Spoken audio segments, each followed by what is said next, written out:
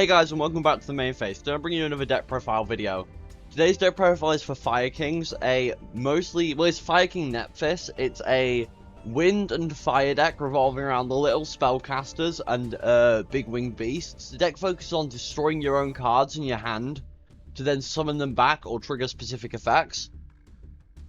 Before we get into the deck profile, there's a couple of things I want to mention. Firstly, only 2.7% of my viewers are subscribed, so if you want to make that number go up, I'd really appreciate it. So just click the subscribe button. And secondly, we will be hosting a tournament. The sign-ups will be going up in the next few days. It's for NR only format, and that'll be on Saturday next week. So check out the channel in a few days for when you want to see sign-ups. Lastly, I will be live later today. It's probably going to be live when this video goes up, so you'll be able to see it in the description. And finally, let's get into the deck profile. So yeah, as I mentioned, the deck is Fire Kings. There's the deck. So the deck really uses two different archetypes as engines. The Nephthys archetype, which focuses around Sacred Phoenix of Nephthys, which is a monster that when it's destroyed by a card effect, you summon it from your graveyard during your next standby phase and then pop every spell or trap on the field. And the baby Nephthys all have an effect where you destroy a card in your hand and then do something relating to Nephthys monsters. Matriarch revives a level 4 or lower from your graveyard. Disciple adds anything from your deck to your hand. Chronicler adds a card from your graveyard to your hand, and then Defender summons a level 4 or lower from your hand, and they all have to destroy any card in your hand to do that. Then they all have a different effect when they're destroyed. So Matriarch special summons herself during your next standby phase. Disciple adds a spell or trap during your next standby phase. Chronicler adds anything back from your graveyard except her, any Nephthys. And then Defender destroys a Nephthys monster in your deck. So that's sort of like the first engine of the deck, and then the second part of the deck is the Fire King archetype. So we've got 3 Fire King Avatar Barong. This card is just good. So when a Fire King monster you control is destroyed by a card effect, you summon it from your hand. But mainly, during the next turn, if it was destroyed by a card effect, which can be the Nephthys effects, or it can be Fire King Island, or Arvata, you get to add any Fire King card from your deck to your hand, other than itself. Then we've got 1 Brushfire Knight. This is just a good card to be able to destroy it. It sends a fire monster from your deck to your graveyard if it's destroyed. 3 Fire King Avatar Arvata. This is a really good monster. It's a negate. So basically, when a monster effect is activated while you control this monster, you can negate the activation and destroy another fire monster in your hand or field. And then if this card is destroyed, you get to revive a fire winged beast warrior or beast. So but its effects are negated and it's destroyed during the end phase.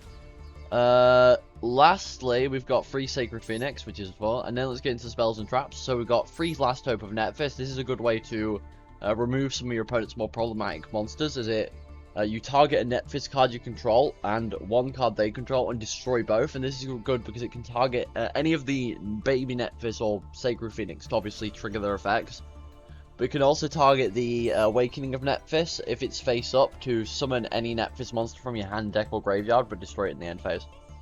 Yeah, so then we've got 3 Fire King Island. This is also really good. Its first effect is a downside, where if it's sent from the graveyard or banished when it's in the field zone, it destroys all monsters your opponent you control. This is not the worst thing in the world because it does trigger the effects of all your monsters when they are destroyed through that. Then it's got another effect that you can use 1 of the effects per turn, so you can either destroy a monster in your hand or that you control and add a Fire King from deck to hand. So this is your main way of getting to your Arvata or your Barongs, and then Barong obviously searches this, or Arvata as well. And then if you control no monsters, you can summon a Fire Winged Beast type monster from your hand, which is really only the Sacred Phoenix, but that can come up in certain hands. Then we've got 3 MST. This is a really good card. It just generally acts as spell or trap removal combined with the Sacred Phoenix, which obviously blows up everything. But it can also be used to pop Awakening to summon anything from your deck, so like a Sacred Phoenix, for example. Now let's get into the traps. We've got free Torrential Tribute. Our monsters like being destroyed by card effects, so this card is really good. It lets you blow up your opponent's monsters and then also destroy your own to trigger their effects. 2 Canadia. This is just the last. This was just the last 2 slots of the deck.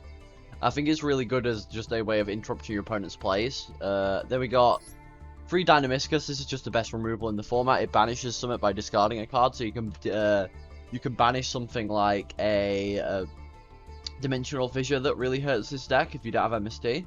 And then lastly, we've got free Awakening of Nephthys. This is just a really good card for... well, its first effect is just sort of okay. It just boosts your monsters. But then, if it's destroyed by an effect, and you have a lot of ways to destroy it, you've got the Sacred Phoenix of Nephthys that can destroy it. You've also got MST.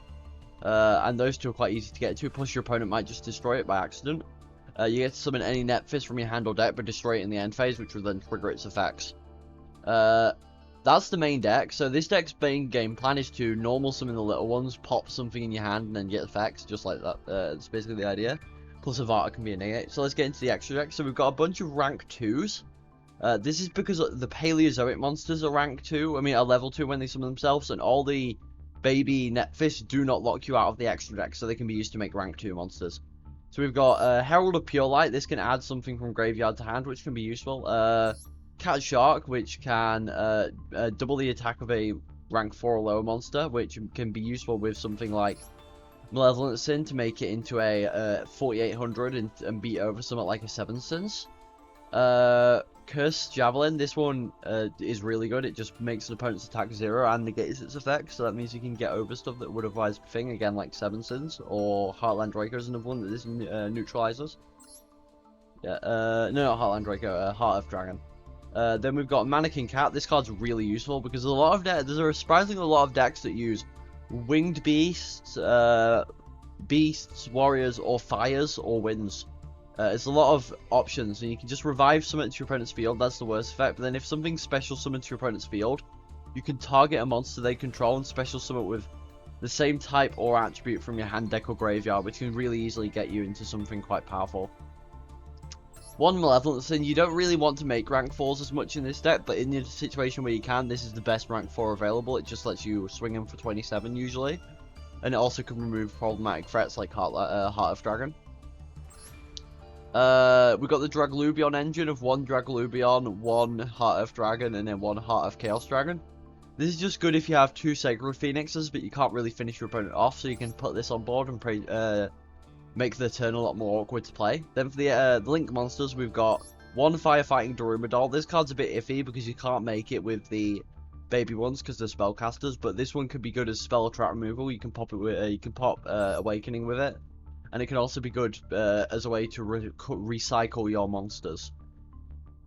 Then we've got free Nephthys, the Sacred Preserver. This is a really good Link monster. It can only be made with Nephthys, so you can't use Fire Kings for it, but you can use this effect every turn it's on the field, so if you manage to protect it, you can use it again and again and again. So it can add 1 level 8 Winged Beast monster from your deck to your hand, and then the other effect doesn't matter. Or you can destroy a Nephthys it points to then special summon one with a different name from your graveyard and negate its effects. So this one's really good because it can search Sacred Phoenix, which then means you can pop it with Viking Island, or you can just like revive a Sacred Phoenix from graveyard. And generally most of your monsters, while you don't necessarily want their effects to be negated on the field, it's not that big of a deal because if you destroy them, their effects will still trigger. And generally just searching is just a really powerful effect as well. Then we've got 2 Berserker of the Tenyi. That doesn't go into that much, but it can just be used as like a beater in the situation where you can't get to something that's like got quite a high attack value. So guys, thanks for watching again. Please subscribe if you feel like you've enjoyed this content. I make deck profiles, not necessarily daily, but like every few days. Plus, we are going to be streaming. We're going to actually be streaming Pokemon tonight, so it's not the same. We're considering starting a Pokemon channel, so if you want to drop by, then the Twitch link is in the description. Thanks for watching, and bye-bye.